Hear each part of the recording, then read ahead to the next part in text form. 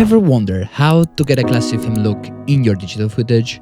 Stick around because we're about to dive into achieving that aesthetic without shooting on an actual film.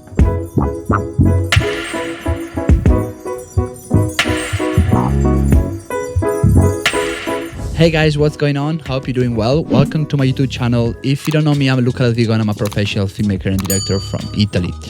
So a few weeks ago, I finally decided to shift my color grading workflow in DaVinci Resolve after using Premiere Pro for such a very long time. And yes, in case you're wondering, all the video you see here and on my Instagram page were color graded with Premiere Pro only. I personally love color grading and how colors helps to create a visual style, a mood and tone. It can also enhance the emotional impact of a story and help to convey meaning without using words, so it's a really vital part of filmmaking and photography. And today, we are going to talk about something really cool, film emulation and how to get this look in few steps using Dehancer Pro, a powerful plugin that I've been exploring myself lately on DaVinci Resolve. So I will cover each session roughly with the most useful tools for me.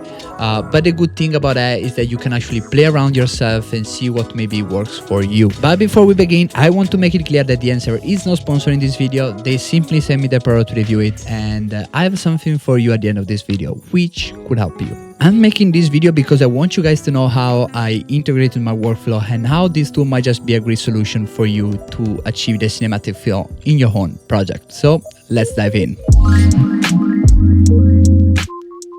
Alright, so we are on the DaVinci Resolve right now, and you can find Dehancer Pro under the Color tab and Effects panel at the end. So let's apply the Dehancer Pro plugin to our first node. As you can see, when you first apply, several features are activated by default.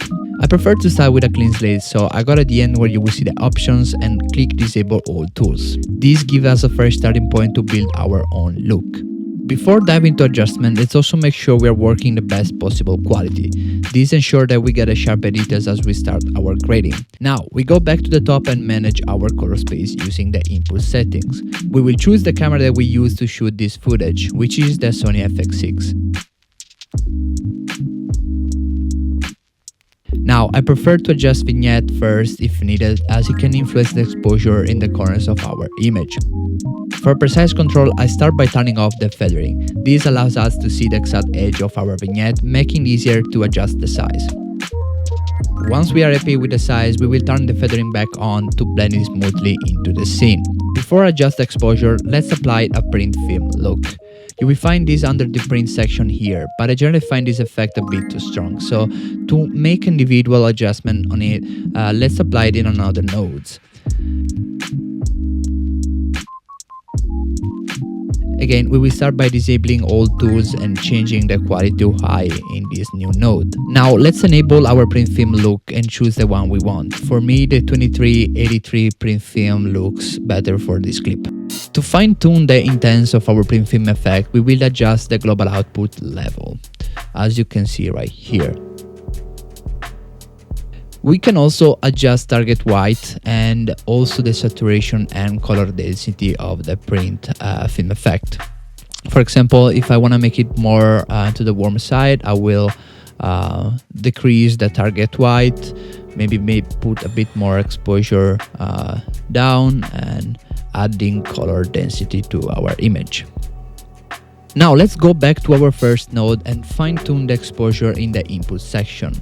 Given the cinematic look we are building, I'm going to lower the exposure a bit and maybe also tweak the temperature and tint right here. Now, we can take a big step towards achieving that authentic film look by selecting a film profile. The good thing about Dehancer is that it offers over 60 film profiles crafted to replicate various classic film stocks. For example, Kodak Vision, Fuji Color, etc. For this footage, I'm going with the Kodak Hector 100, and let's toggle it on and off to see the transformation. Okay, looking good to me, much more cinematic. In the film developer section, you can make contrast adjustment like so. Maybe add some color boost to the scene, which I'm going to do so. And if we go down here, we see the film compression section, and I really like this tool because it helps to mimic the dynamic response of film compressing the highlights and shadows in a way that adds depth and richness to the image. moving on to the expand tool, which is excellent for adjusting the black and white point in our image. And to gain a better understanding of this adjustment, Dehancer includes a section called monitor located towards the bottom. And let's enable it. And so notice how it immediately highlights areas where blacks and whites are clipping. So it's a really powerful tool. So now we can fine-tune these blacks to ensure we don't lose information in the shadows. Move on to the color head section, where we can get creative with our color adjustment to fine-tune your desired look. So to me, I want to make this image a bit more into the warm side. So I'm gonna try to like increase a bit the yellows, and then I actually just don't want to be the image too yellowish, so I can add a bit of green in the shadows as well. But yeah, I think this looks actually good to me. And yeah, so it's actually all about finding the perfect sweet spot for you with the color. So let's toggle it on and off to see the before and after with the color head section. And yes, so for the film grain effect, I prefer subtle touch, so I will switch to custom mode and lower all the settings down until I achieve the perfect level of grain for my look. I will apply the same approach for the halation section and also for the bloom effects.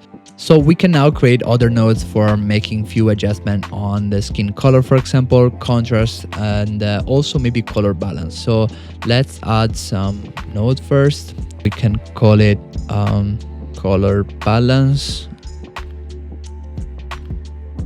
and then we add another node and we can call this one skin color.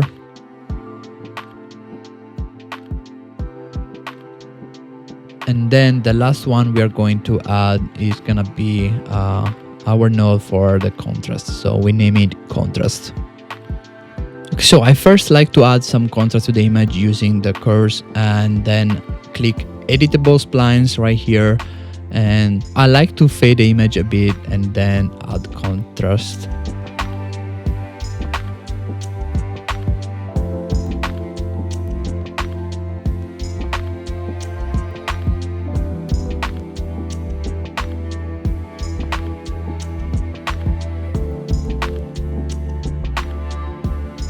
Okay, once we are happy with it, we go to the color balance node, and then we play with the primaries color wheels.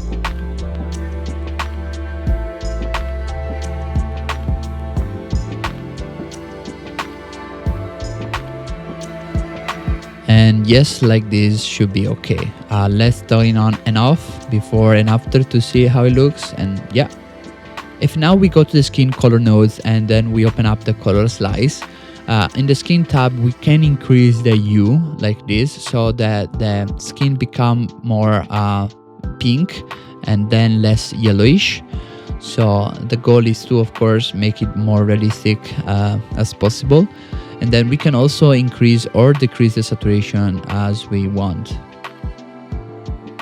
So let's see before and after. And yes, now we got the skin a bit more pink and then looks more realistic. And there it is, a film look we crafted using only the Dehancer Pro tools. So if you want to know more about the Dehancer Pro and you want to use this tool, I have some good news for you. You can now use the promo code LDVFilm10 to get a 10% discount, and using this code will help support my channel so I can keep bringing you more content and share my knowledge in future videos. Links is in bio for you to check out, guys, and thank you so much for watching this video today, and yeah, I will see you in the next one. Bye. Bless yourself. Today we're going to show and welcome to you the Impash in and today if you want to, bye.